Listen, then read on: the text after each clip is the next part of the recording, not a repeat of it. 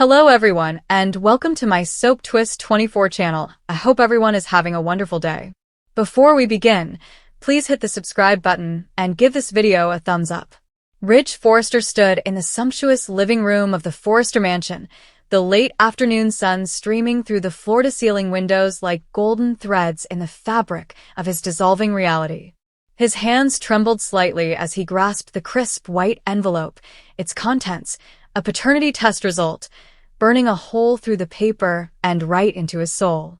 The room, which was normally a haven of elegance with its soft Persian rugs and crystal chandeliers, was claustrophobic today, the air thick with the aroma of Brooke's distinctive perfume remaining from her morning departure. But Brooke wasn't present. Nobody was. Ridge was alone with the bombshell that threatened to destroy all he held dear. The test had returned from the lab with a result that contradicted logic, history, and the fundamental foundations of his family tree.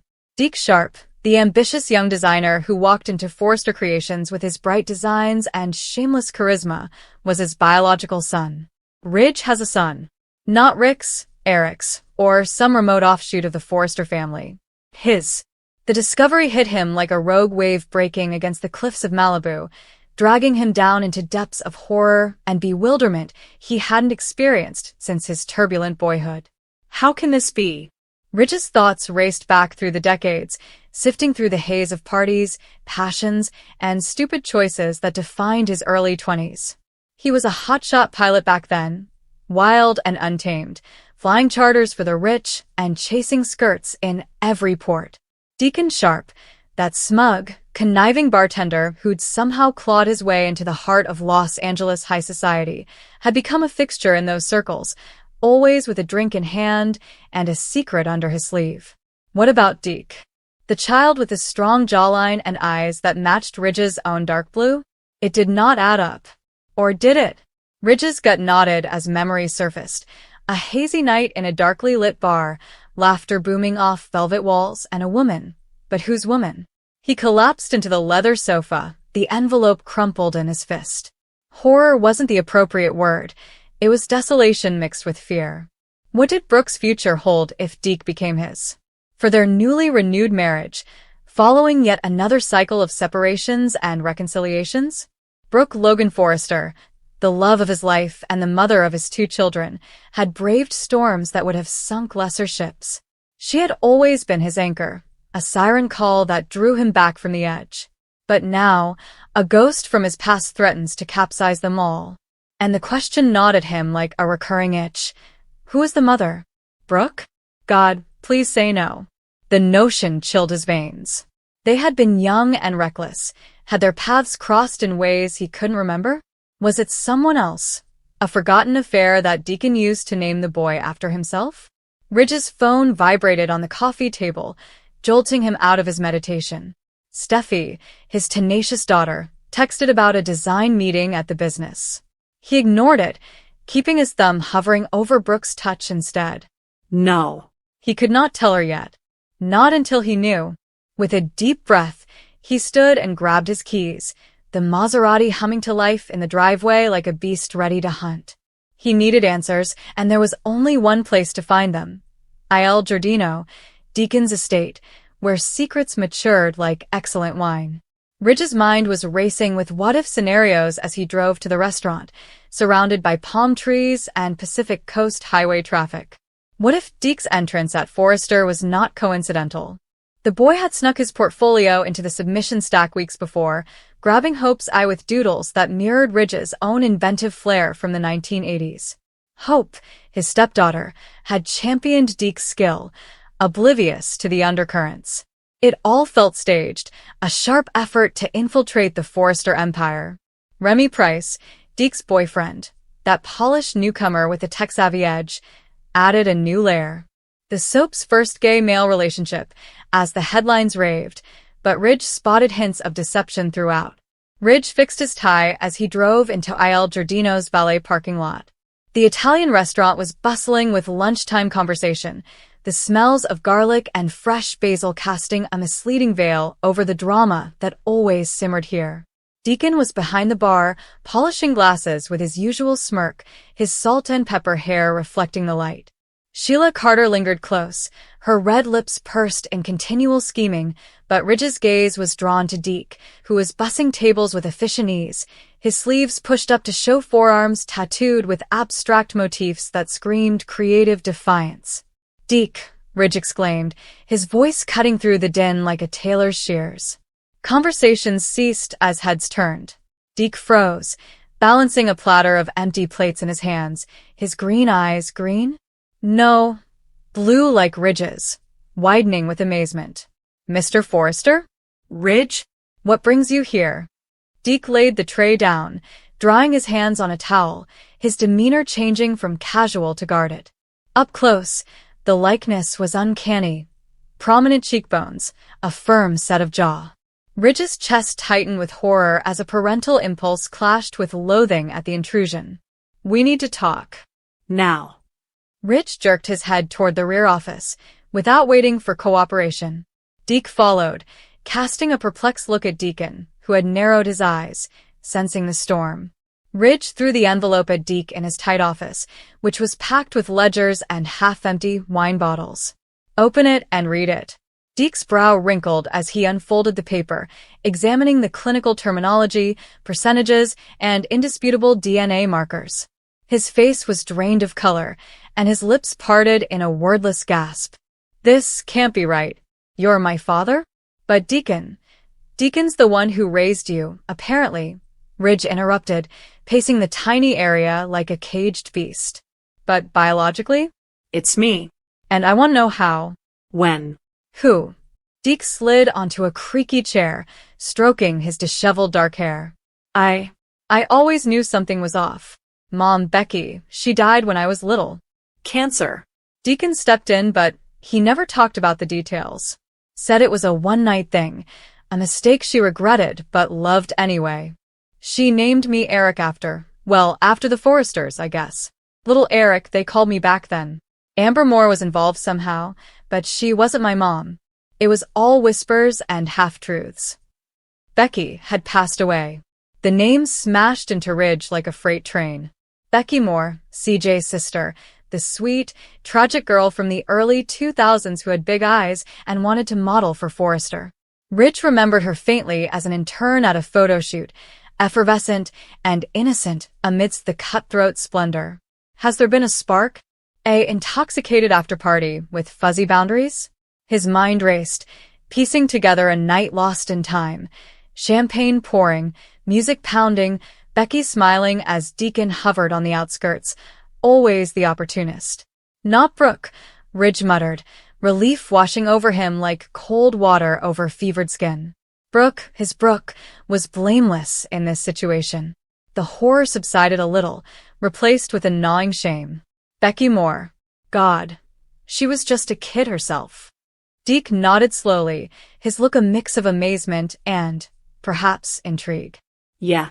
She left me with CJ and Amber for a bit, but after she passed, Deacon took over. Said he was my dad to keep things simple.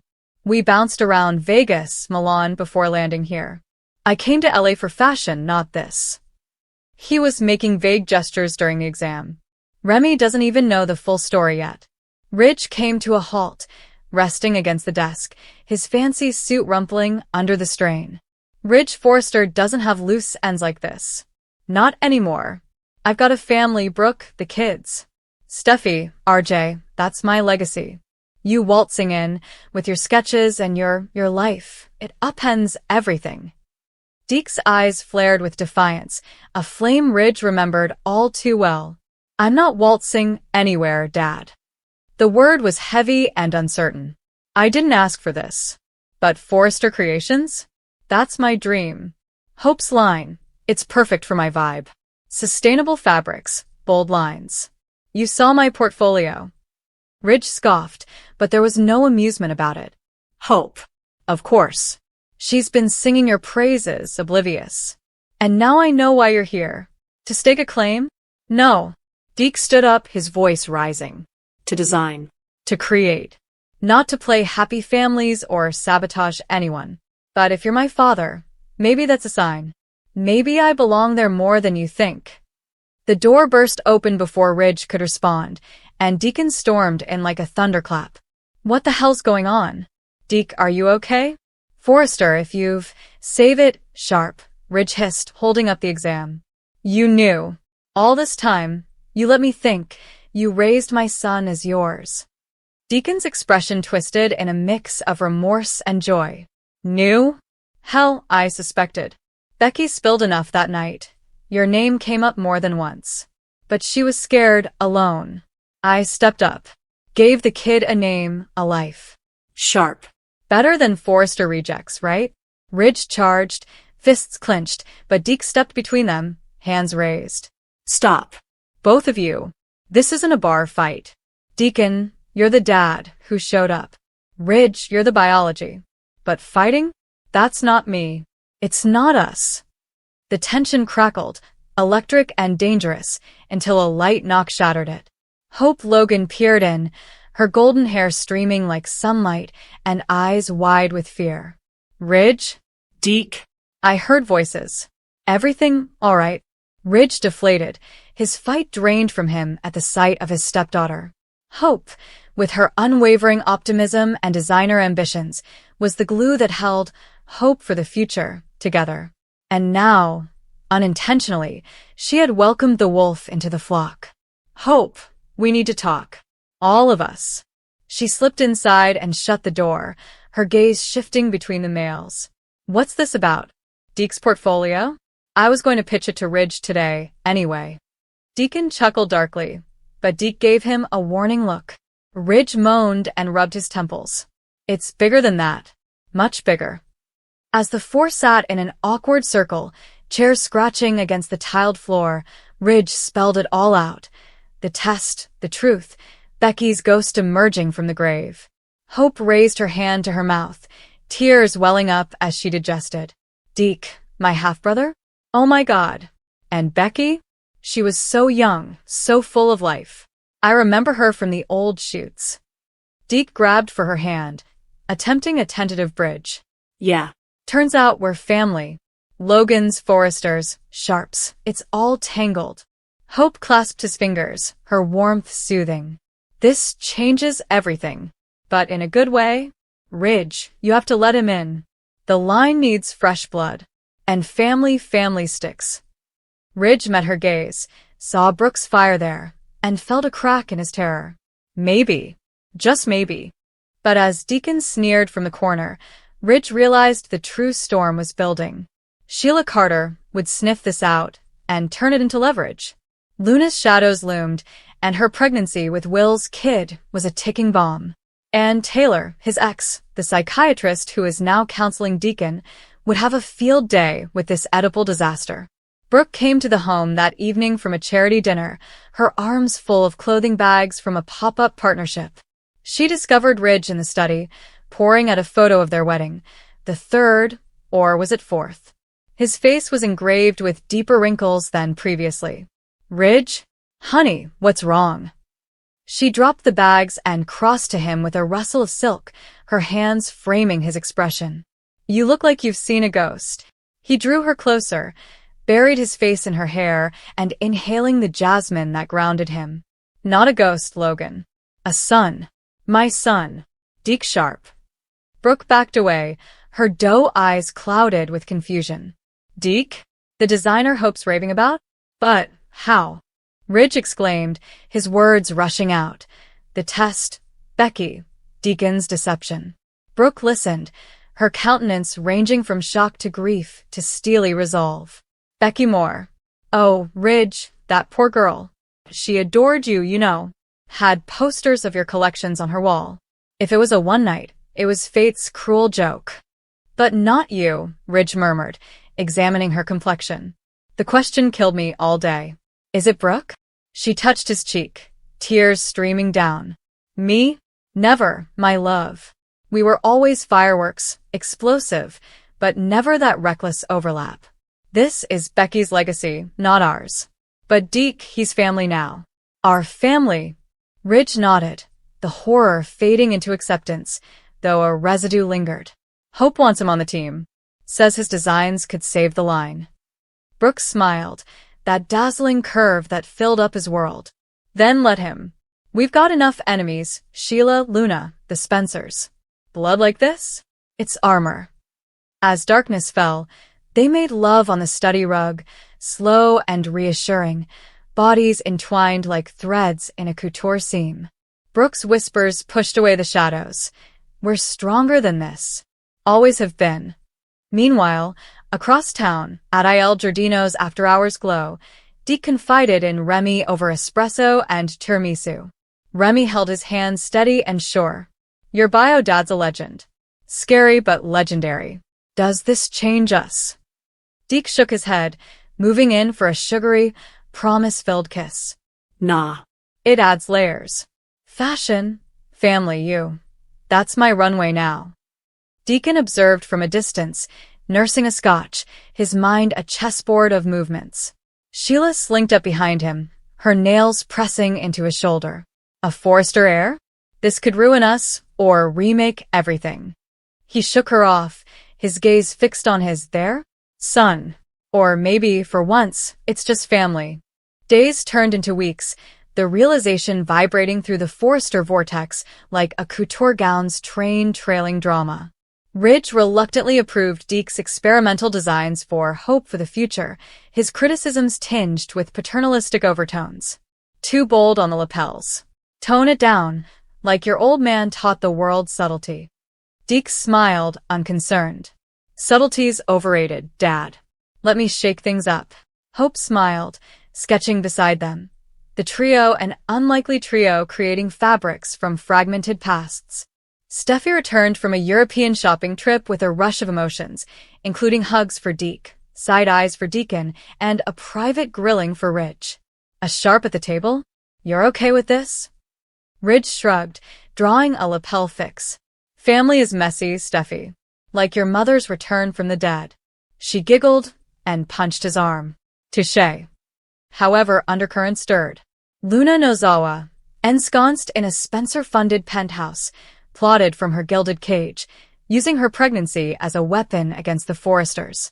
Whispers of Deke's lineage reached her, causing her to be jealous. Another bastard in the mix. I'll bury them all. Well, Spencer, caught between duty and uncertainty, told his mother Katie, who sharpened her journalistic knives. DNA doesn't lie, but motives do. Keep Deke close, he might be our in.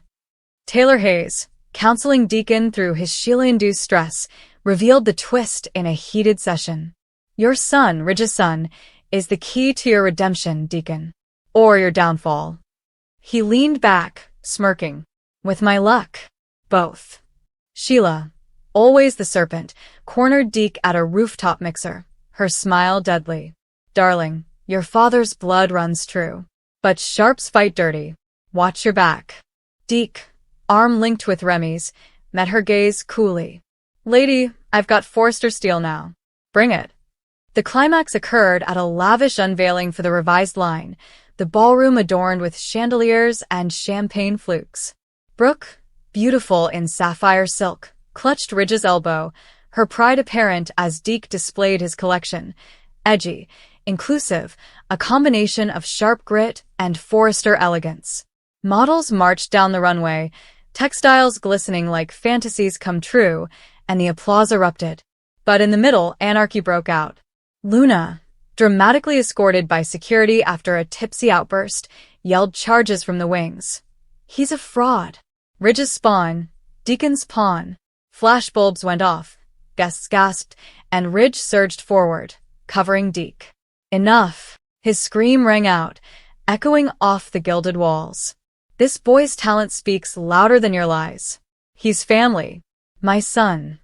Brooke flanked him, placing her hand on Deke's shoulder.